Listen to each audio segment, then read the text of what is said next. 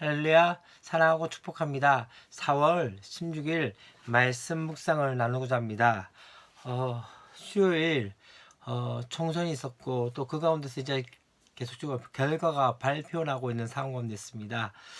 많은 사람들이 이제 진보와 보수 또한 여당과 야당 가운데서 이제 많은 일들이 일어나고 또 붙고 떨어지고 당연하게 상황 가운데 있지만 정말 중요한 것은 그 가운데 하나님께서 어떻게 일하실지에 대해서 우리가 함께 바라보며 나갔으면 좋겠다는 생각이 되었습니다. 역사의 주관자는 하나님이십니다. 그것을 우리가 믿고 나가는 것이고 또한 우리의 뜻과 우리의 어떤 상황과 대치된 상황이라도 그 가운데서 정말 중요한 것은 하나님께서 어떻게 일하실지에 대해서 다시 한번 바라보며 나갔으면 좋겠다는 생각이 되었습니다. 보수든 진보든 그것이 중요한 것이 아니라 더 중요한 것은 이 땅 가운데서 하나님의 공유와 하나님의 나라와 하나님의 법도가 다시 한번 새롭게 일어나는 역사들을 맛보는 것이 아닌가라는 생각이 들어집니다. 우리는 그것을 읽고 계속적으로 많은 다른 생각들을 할 때가 많이 있습니다. 정말 중요한 것은 하나님의 일하심을 믿고 바라며 우리가 함께 이 나라와 민족을 위해서 기도하는 것이 정말 중요하지 않나라는 생각이 되어집니다. 4월 16일 말씀 가운데 오늘 에스겔 34장 17절부터 31절까지 말씀입니다. 에스겔 34장 17절부터 31절까지 말씀입니다. 우리 앞에 말씀에서 하나님께서 지금 이스라엘의 목자들을 심판하시겠다고 말씀하는 것들을 볼 수 있습니다. 어떤 것이었죠? 바로 이 이스라엘의 목자들이 양들을 돌보지 않고 또한 참된 목자로서의 삶을 살지 않았기 때문에 그로 인해서 양들이 흩어지게 되어졌고, 그렇기 때문에 하나님께서 이 이스라엘 목자를 심판하시고 그분이 친히 참 목자가 되셔서 양들을 다시 불러 모을 것이고 그들을 돌보시겠다고 말씀하신 것들을 볼 수 있었습니다. 이제 우리가 볼 것은 바로 무엇입니까? 바로 이것입니다. 이제 하나님께서 어떤 이야기합니까? 이 이스라엘 목자에 이어서 약한 양을 억압하는 바로 살찐 양들을 책망한 것을 볼 수 있습니다. 그들에게 좋은 꿀을 먹고 있고 또한 맑은 물을 마시고 있지만은 그것으로 끝나지 않고 이제는 다른 양들이 먹을 것에 대해서 발로 더럽히고 있는 그 상황들을 보면서 하나님께서 그 양 사이에 살찐 양과 파리한 양 사이에 심판하시겠다고 하시면서 그렇게 말씀하신 것도 볼 수 있고, 그렇게 말씀하시면서 이제는 하나님께서 어떻게 말씀하십니까? 바로 한 목자를 세워서 먹이게 한다는데 바로 그 목자가 누구입니까? 바로 다윗이라고 말씀하고 있으면서 이 다윗이라는 이 목자를 통해서 어떤 일을 하기 시작합니까? 그들의 왕이 되어지고 또한 화평의 언약을 맺음을 통해서 그들에게 평안이 가게 하고 또 숲을 속에서 또 그렇게 되어질 것에 대해서 말씀하고 있는 것을 볼 수 있습니다. 그러면서 말씀하는 것들이 무엇입니까? 내가 여호와인 줄을 그들이 알겠고 라고 얘기하고 있고, 또 이 언약에서 정말 중요한 것 중에 하나는 무엇입니까? 나는 그들의 하나님이 되고 그들은 내 백성이 되겠다는 그 약속을 다시 한번 말하고 있는 것들을 바라볼 수 있습니다.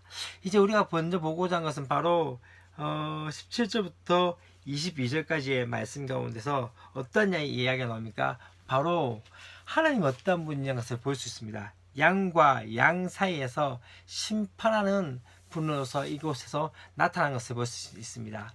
단순히 불의한 그 목자들, 이스라엘 목자들에게만 심판이 임한 것이 아니라 더 중요한 건 무엇입니까? 바로 강하고 살찐 양들을 향해서도 심판하는 것을 볼 수 있습니다. 분명한 것은요, 좋은 꼴 또한 맑은 물은 모든 양을 위한 하나님의 은총에도 불구하고 이것을 누가 유력한 자들이 혹은 또 힘 있는 자들이 다 독점을 말미암아 지금 다른 양들, 다시 말하면 병들고 야위고 약한 양들이 지금 흩어지게 되어지는 것들을 볼 수 있습니다. 바로 뭡니까? 약육강식의 어쩌면 시대 가운데 보는 것을 있습니다. 강자에게 분명히 힘이 있고 또한 그들이 또 권력을 가지고 있습니다. 정말 중요한 것은 무엇입니까? 그것을 어떻게 쓰는 것이죠. 강한 자가 자기의 소욕을 위해서 쓴다면 어쩌면 그것으로 인해서 약자는 어떻게 됩니까? 소외되고 배제되는 것이죠. 지금 우리가 본 것 중에 하나가 무엇입니까? 계속적으로 정치의 모든 문제들 가운데 또한 기득권의 문제들 가운데 중요한 것은요, 기득권을 가지냐 가지지 못하느냐의 문제가 아닌 것 같습니다. 더 중요한 것은 무엇입니까? 가지고 어떻게 행하느냐가 더 중요한 것이라고 생각합니다. 주님은 어떤 분이십니까? 바로 공평과 정의를 세우신 분으로서, 그렇기 때문에 그러한 심판자로 오신 것들을 볼 수 있습니다. 오늘 이 말씀 가운데서 어쩌면은 지금 양과 양 사이, 똑같은 양들이지만 누군가는 힘을 가지고 있는 양들이 모든 것을 취함을 말미암아 지금 하나님 그에 대해서 심판하시겠다고 말씀하는 것들을 볼 수 있습니다. 그 이제는 22절 말씀 가운데 어떤 이야기가 나옵니까? 바로 하나님께서 다시 한번 다시 말하면 연약한 양들을 모으시기 위해서 누구를 세웁니까? 바로 다윗을 세우고 있는 것을 볼 수 있습니다. 여기서 다윗이라는 것은 무엇을 의미합니까? 진짜 다윗에 대한 것이 아니라 더 중요한 것은 바로 다윗의 자손 누구죠? 예수 그리스도를 통해서 새롭게 언약을 맺으시게 되어지는 것을 볼 수 있습니다. 그래서 다시 말하면 그분께서 친히 선한 목자가 되셔서 그분께서 자기의 몸을 희생함을 통해서 양떼를 돌보실 모습들이 바로 23절 쭉 그 가운데서 나타나는 것들을 볼 수 있습니다. 이제는 22절부터 24절부터 29절까지 말씀 가운데 또 한 가지 더 중요한 것은요, 하나님께서 이 양들 사이에서 평화의 언약을 맺으시는 것들을 볼 수 있습니다. 황폐하던 땅 가운데 양들을 안전하게 거하고 잠들 수 있는 평화의 땅으로 바꾸시고, 때를 따라 소산을 통해서 열매 맺는 옥토가 맺힐 수 있는 그런 곳으로 만드시겠다는 것이죠. 언약 안에 머무르는 삶, 그것은 바로 하나님을 인정하고 또한 그의 말씀 가운데 순종하며 살아가는 그 삶들, 가장 공평하고 풍성한 삶인 것을 보일 수 있습니다. 여기서 정말 중요한 것 중에 하나는요, 언약입니다. 언약이 무엇입니까? 하나님께서 분명히 이 언약의 자체를 약속으로만 말하는 것이 아니라 더 중요한 것 중에 하나는요, 이것은 마치 결혼식과 같은 것이죠. 결혼식에서 남자와 여자가, 신랑과 신부가 어떤 일을 합니까? 바로 사람들 앞에서 그 이야기 하죠. 수많은 사람들 중에서 이제는 어떻게 해요? 내가 당신만을 선택하겠습니다. 당신만을 바라보겠습니다가 바로 결혼식의 바로 선언과 같은 것이죠. 하나님께서 우리 가운데 행하신 것이 무엇입니까? 바로 나는 그들의 하나님이 되고 그들은 내 백성이 될 것이다. 하나님의 모든 관심과 집중이 누구에게 있다는 것이죠. 바로 하나님께서 택하신 그 족속들, 다시 한번 언약의 백성 가운데 있다는 것을 말씀하고 있는 것이죠. 그래서 보면요, 31절 말씀 가운데, 30절과 31절 말씀 가운데 그들이 내가 여호와 그들의 하나님이며 그들과 함께 있는 줄을 알고 그들 곧 이스라엘 족속이 내 백성인 줄 알리라. 주 여호와의 말씀이라. 내 양 곧 내 초장의 양 너희는 사람이요 나는 너희의 하나님이라. 주 여호와의 말씀이라 하고 있고, 또한 앞에 말씀 보면요, 25절 말씀 가운데서 내가 여호와인지를 그들이 알겠고 라고 말씀합니다. 다시 말하면 그분이 어떤 분인지에 대해서 성경을 말씀하고 있고, 또한 이 상황 가운데서 계속 말씀하고 있는 것을 볼 수 있습니다. 여러분, 이게 참 중요한 것 같습니다. 왠지 아십니까?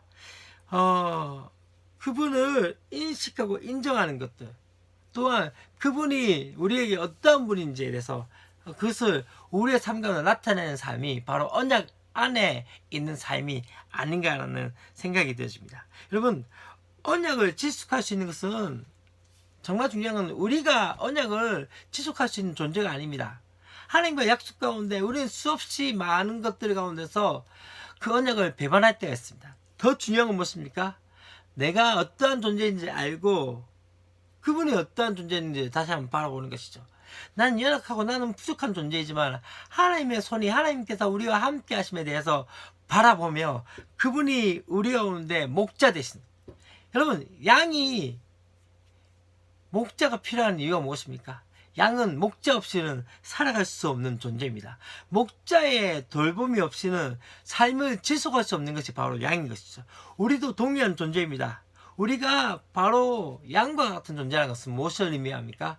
하나님께서 우리를 돌보시지 아니하시면 우리는 단 하루도 살아갈 수 없는 존재임을 다시 한번 깨닫고, 그러기에 우리는 하나님을 경외하며 예배하는 존재로서 살아가야 합니다. 오늘 하루, 우리가 이 하루의 삶 가운데서 그렇게 주님을 따라가는 저와 여러분이 되었으면 좋겠습니다.